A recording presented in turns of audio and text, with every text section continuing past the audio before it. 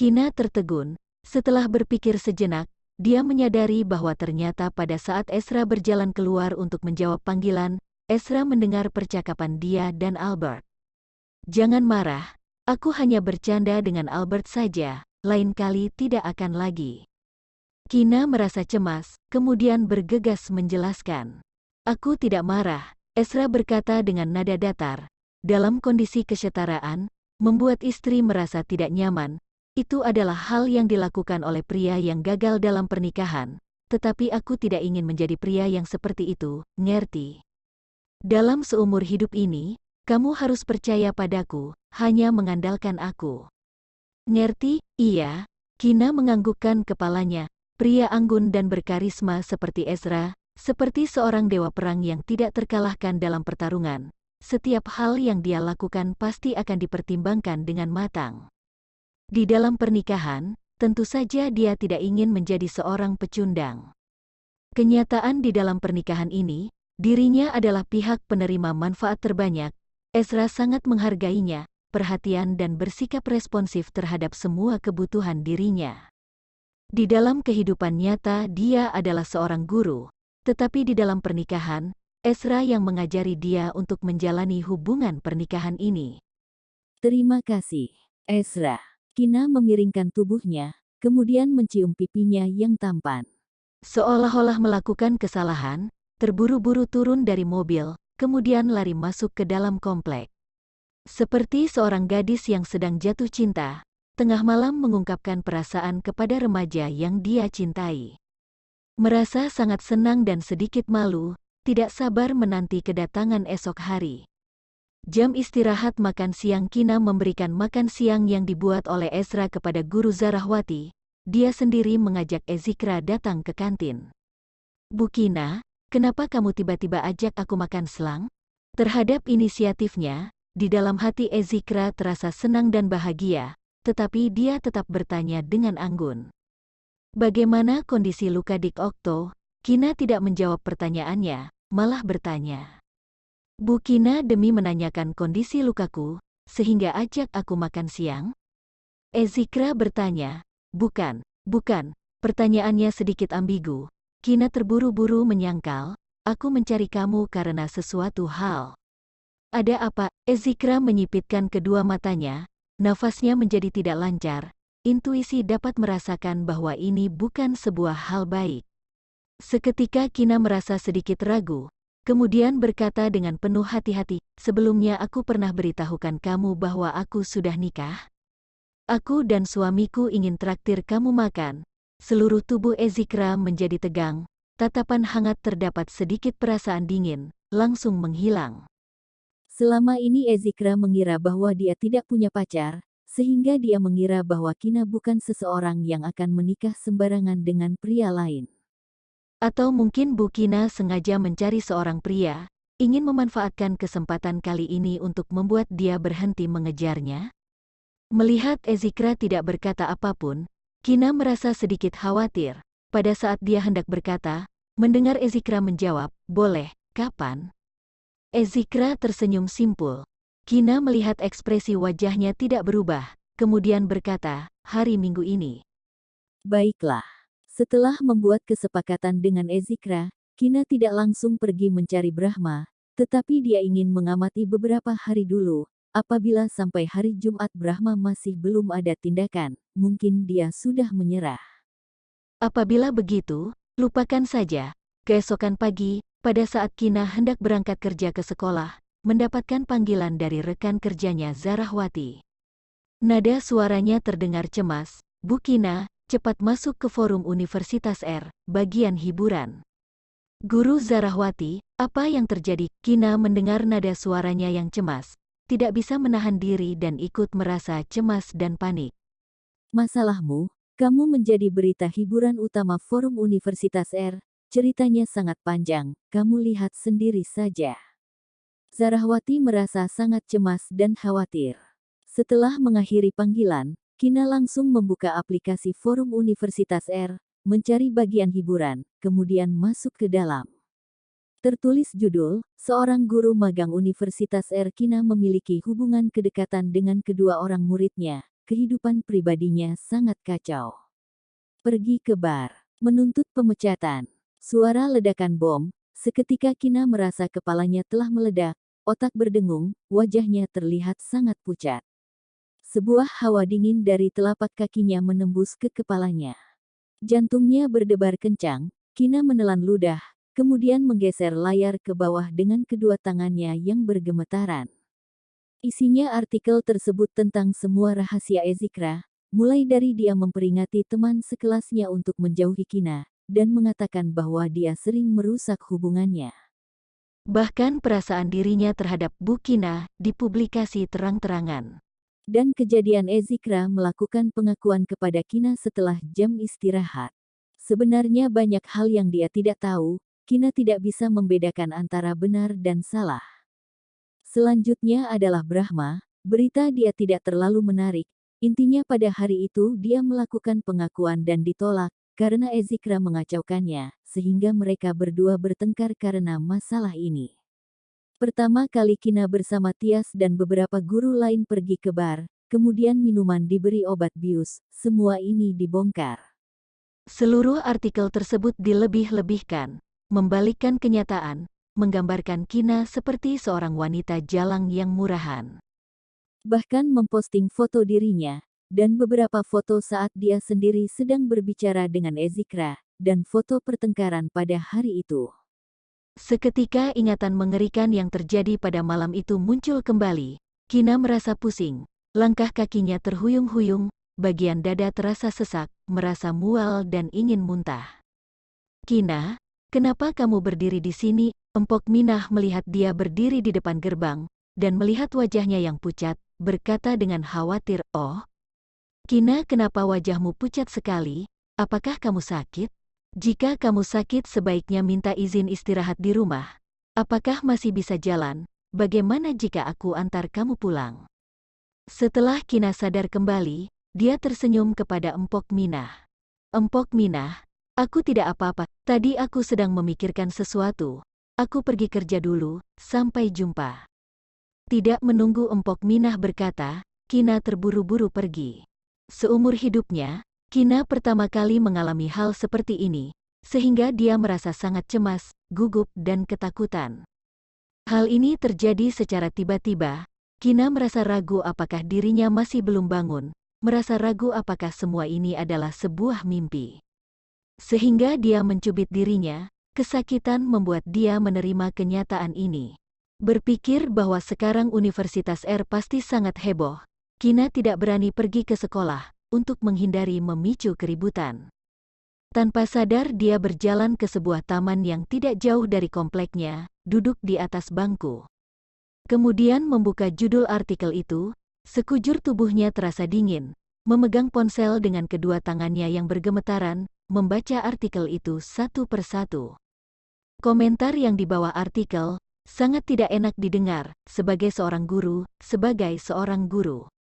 Memberikan contoh yang buruk kepada murid, guru seperti apa ini, langsung dipecat saja.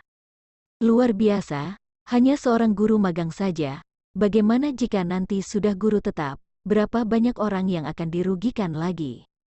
Aturan sekolah telah melarang guru dan siswa berpacaran. Dia sekaligus berpacaran dengan begitu banyak murid laki-laki.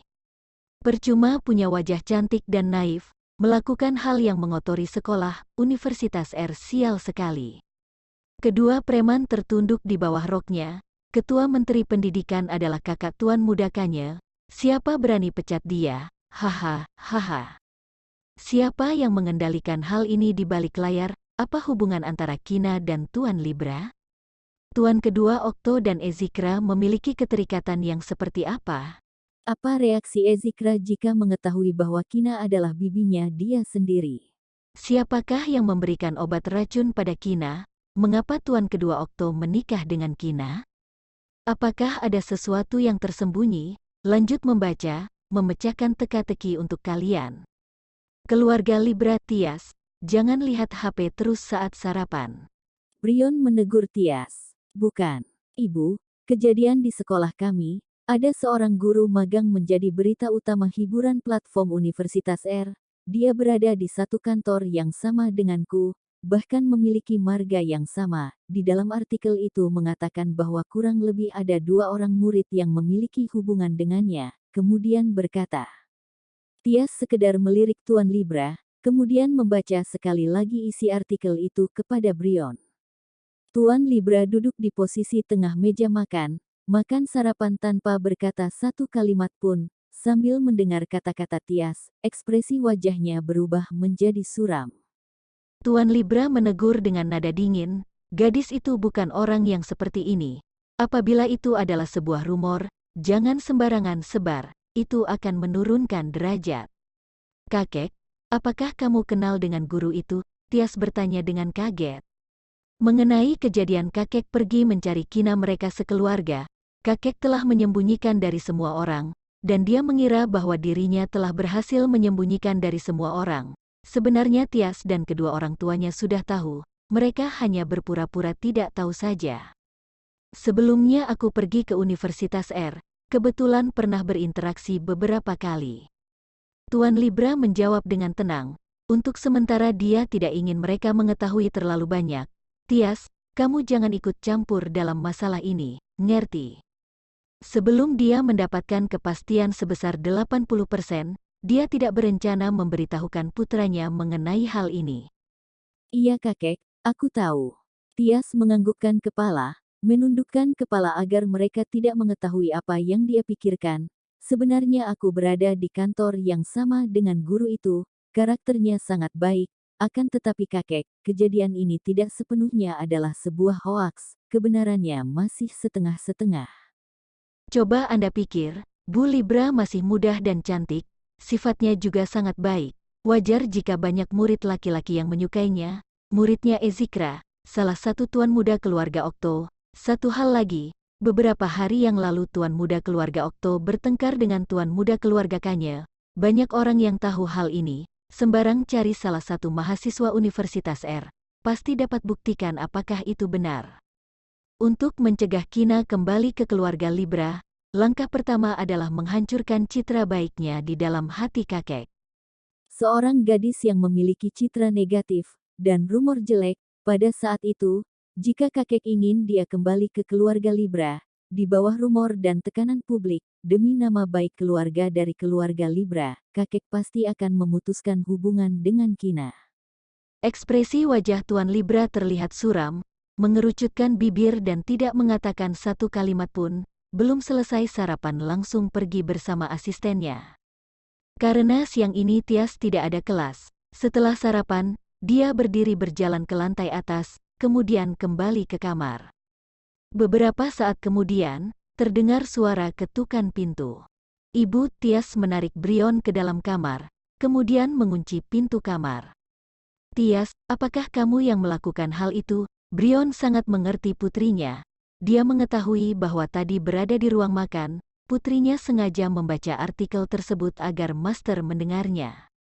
Mengetahui bahwa putrinya menyukai Vito, dan mengetahui dari putrinya Vito menikah dengan Kina. Keluarga Okto adalah keluarga terkaya nomor 1. Jika terjadi hal yang seperti ini, keluarga Okto pasti tidak akan menerima Kina. Vito adalah seorang playboy. Percaya padaku, tidak lama lagi dia pasti akan bosan dengan Kina. Pada saat itu hanya perlu memberikan sedikit dorongan, hari di mana mereka berdua bercerai akan segera tiba. Tias mencibir, berkata dengan sombong, Ibu, berdasarkan kekuatan dan kemampuan keluarga Okto, selidiki hal ini sangatlah mudah. Bagaimana mungkin aku begitu bodoh melakukan hal itu sendiri, membakar diri sendiri. Dia tidak pernah melakukannya sendiri, agar tidak mengotori tangannya. Baiklah, jika begitu, seketika Brion merasa lega, tetapi berkata dengan ekspresi wajah masam, menurutku, kakekmu sekarang pasti akan selesaikan masalah ini. Jika dia kembali ke keluarga Libra, pasti akan merebut setengah dari hak milikmu. Tiba-tiba, Brion berkata, akan tetapi, Tias, kamu jangan khawatir, ibu tidak akan biarkan Kina kembali ke keluarga Libra. Ia menginginkan sesuatu yang bukan milik sendiri, dia harus tanggung konsekuensinya. Ekspresi wajah manis Tias berubah menjadi seram. Keluarga Libra dan perusahaan Libra merupakan hasil kerja keras kedua orang tuanya selama puluhan tahun. Mengapa begitu Kina kembali langsung menerima bersih semua hasil kerja mereka? Dia tidak akan membiarkan hal tersebut terjadi, kakak, ada masalah. Aku baru saja terima panggilan. Kakak ipar kedua sekarang terjebak dalam masalah penyebaran berita hoaks yang terjadi di Universitas R. Hampir semua orang yang di Universitas R sudah tahu hal ini. Sekarang aku tidak bisa hubungi kakak ipar kedua. Vito memberitahukan secara singkat tentang penyebaran berita hoaks di platform Universitas R kepada Ezra. Pagi ini, Ezra juga terima panggilan dari keponakannya. Sehingga dia mengetahui kejadian ini, keponakan hanya menyuruh dia menyelesaikan masalah ini, mencari tahu siapa yang menyebarkan berita hoaks ini. Aku tahu, aku akan selesaikan masalah ini. Pada saat ini, Ezra berada di markas Special Force. Setelah menjawab dengan nada dingin, dia langsung memutuskan panggilan, bergegas melapor pekerjaannya dengan jenderal, kemudian langsung pergi. Sepanjang perjalanan, dia berusaha menghubungi Kina, ingin menemukan dia secepat mungkin, tetapi menyadari bahwa ponselnya dalam keadaan tidak aktif. Dia sebagai orang yang terlibat langsung, pasti sudah mengetahui hal ini. Ezra memprediksi bahwa Kina pasti tidak akan pergi ke kerja, sehingga dia menelpon keluarga Libra, mengetahui bahwa tadi pagi dia sudah berangkat kerja. Tuan dan Nyonya Libra merasa kaget menerima panggilan Ezra, akan tetapi Ezra tidak ingin mereka berdua tidak khawatir, sehingga dia sembarangan mencari sebuah alasan untuk menutupi. Kina sedang duduk di atas bangku taman, dia menggenggam ponsel yang di tangannya dengan kuat, dia sama sekali tidak merasakan angin kencang yang meniup. Teringat kejadian penyebaran hoaks ini, kemungkinan besar akan menghancurkan pekerjaan kesukaannya. Komentar pedas para netizen yang di forum sungguh tidak enak didengar. Membuat dia merasa ketakutan, terhina, linglung dan tidak tahu harus berbuat apa meskipun artikel tersebut dilebih-lebihkan, tetapi itu adalah kenyataannya. Kenyataannya, Ezikra sedang mendekatinya. Brahma dan Ezikra mereka berdua bertengkar karena dirinya juga. Dia memang pergi ke bar, bahkan diberi obat bius. Tidak tahu berapa lama kemudian, Kina menundukkan kepada, tiba-tiba kepala terasa pusing, penglihatannya tiba-tiba menjadi gelap. Kina belum sempat mengangkat kepalanya, tiba-tiba lengannya ditarik, terjatuh ke dalam pelukan yang hangat dan kokoh, sebuah aroma familiar mengalir ke rongga hidungnya. Kedua matanya memerah, lain kali kamu tidak boleh matikan ponselmu lagi, ngerti? Ezra memeluk erat Kina di dalam pelukannya, membuat hatinya yang bergantung akhirnya bisa merasa tenang. Tubuhnya yang dingin membuat Ezra mengerutkan alisnya. Aku tidak tahu harus berbuat apa, aku khawatir mereka akan telepon dan memarahiku. Kenyataan bukan seperti itu, aku dan mereka tidak. Kina berkata dengan nada tangisan gemetaran, menahan air mata dengan keras kepala. Teringat komentar pedas para netizen, membuat dia merasa seperti tercekik dan sesak nafas. Mengapa kamu tidak memberitahukan aku? Ezra berkata dengan nada emosi. Kina terjebak dalam masalah, tetapi dia sendiri mengetahui dari mulut orang lain. Kina menggerakkan bibirnya, berkata dengan nada rendah, kamu begitu sibuk. Aku tidak ingin merepotkanmu, karena kamu tidak ingin merepotkan aku, kamu matikan ponselmu, buat aku habiskan banyak waktu untuk mencari kamu. Ezra berkata dengan nada dingin. Ezra tidak ingin menceramahi Kina di saat yang seperti ini. Jika membiarkannya, apabila di kemudian hari terjadi hal yang seperti ini, dia pasti akan kabur dan hilang tanpa kabar. Sehingga dia tidak bisa menahan diri untuk menekan Kina agar terduduk di atas pahanya, kemudian menceramahi. Sekujur tubuh Kina menjadi tegang, berkata dengan nada rendah, maaf. Lain kali tidak boleh hilang tanpa kabar, ngerti? Ezra menghelakan nafas, kemudian berkata, aku adalah suamimu, apapun yang terjadi, aku akan melindungimu. Melihat Kina tidak berkata, Ezra mengangkat tangan dan melihat jam tangan tentaranya, ayo, kita sekarang pergi ke Universitas R. Begitu Kina mendengar Ezra ingin pergi ke Universitas R, wajahnya menjadi sangat pucat, badannya yang berada di dalam pelukan Ezra bergemetaran, menunjukkan penolakannya. Tidak ada gunanya menghindari masalah, kamu harus menghadapi. selesaikan. Begitu selesai berakta, Ezra memberikan sebuah ciuman romantis kepadanya, membuat dia melemas di dalam pelukannya. Wajahnya yang pucat seketika memerah. Jangan khawatir, aku akan selesaikan semua ini. Ezra membukakan pintu mobil untuk Kina, kemudian berjalan ke pintu pengemudi, pergi menuju ke Universitas R. Universitas R tidak hanya universitas nomor 1 di kota Leicester, tetapi Universitas R adalah universitas bisnis nomor 1 di dalam negeri. Secara global, Universitas R merupakan universitas bisnis terbaik di peringkat internasional. Tujuan utama untuk mendidik ahli waris perusahaan dan para jenius di dunia bisnis. Sedangkan berita utama hiburan platform Universitas R sekarang sudah disebarkan di berbagai sosial media, bahkan ada beberapa orang yang membeli hot browser untuk berita rumor ini. Bagaimanapun, berita tentang guru dan murid selalu menarik perhatian di media massa.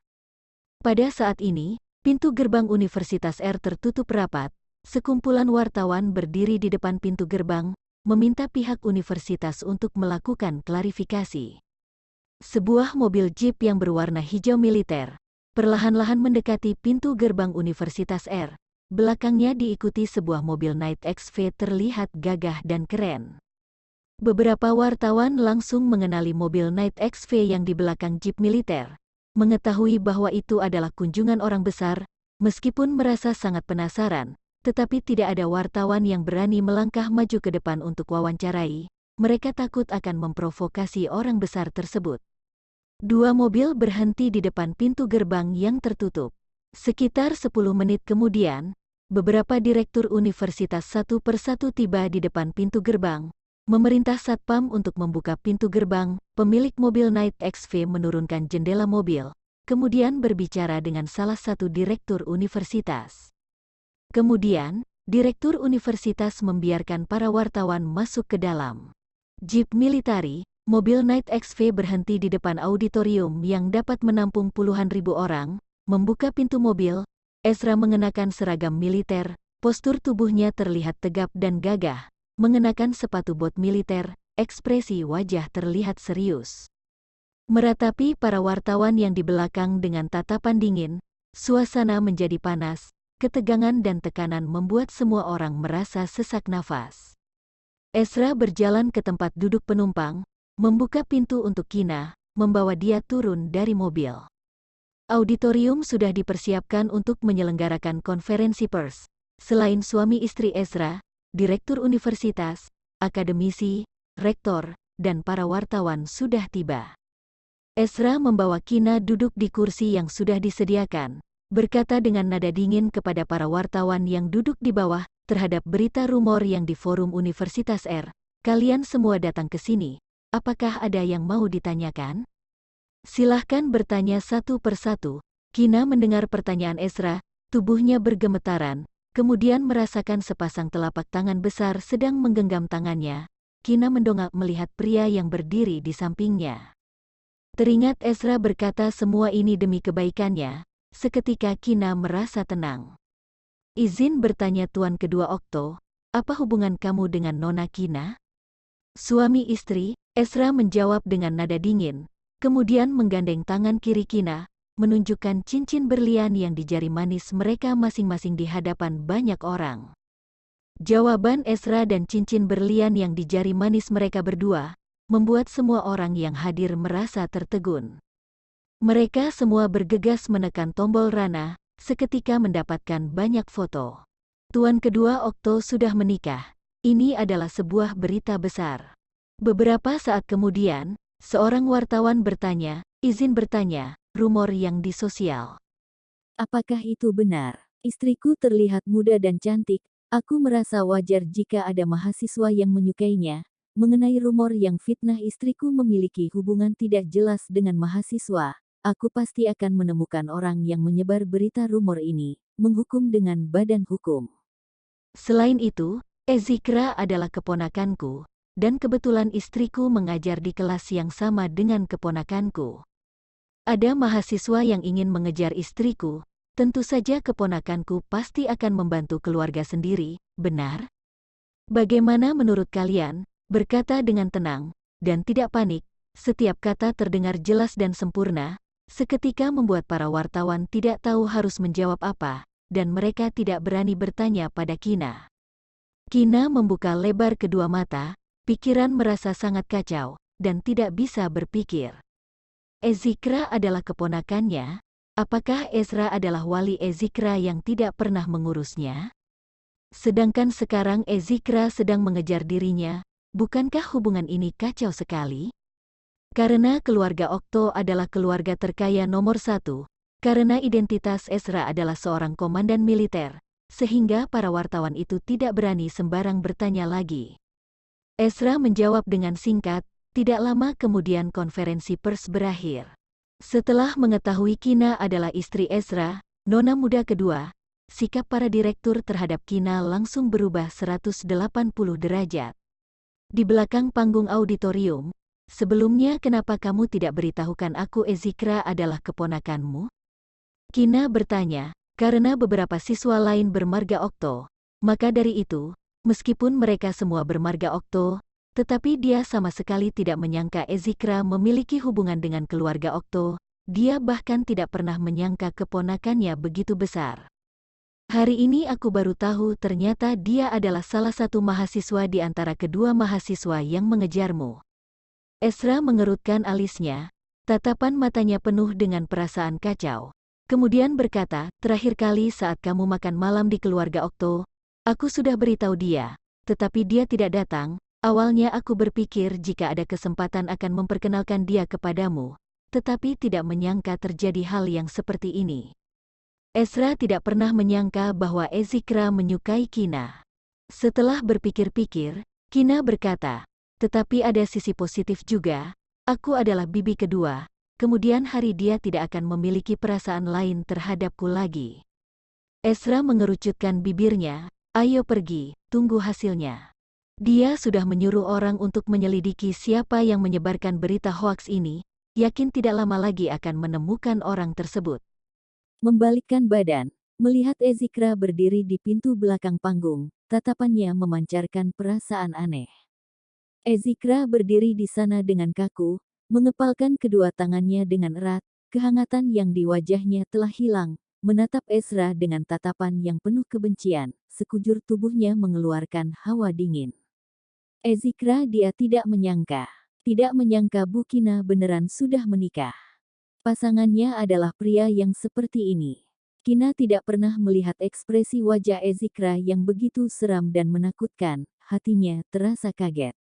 Mendongak melihat pria yang di sampingnya, kemudian melihat ke arah Ezikra, mereka berdua tidak berkata, suasana menjadi sangat canggung. Kina mencoba untuk memecahkan suasana canggung ini. Dik Okto, aku sebelumnya tidak tahu kamu adalah. Diam. Ezikra berteriak dan memutuskan percakapannya, nada suaranya penuh dengan kesakitan dan kebencian, dia tidak ingin membahas kenyataan yang menyakitkan ini. Kenapa pria itu adalah dia? Beberapa saat kemudian, dia menatap Ezra dengan tatapan dingin, berkata dengan nada dingin yang arogan dan tegas, Bu Kina akan menjadi milikku. Kamu yang lepas atau aku yang merebutnya?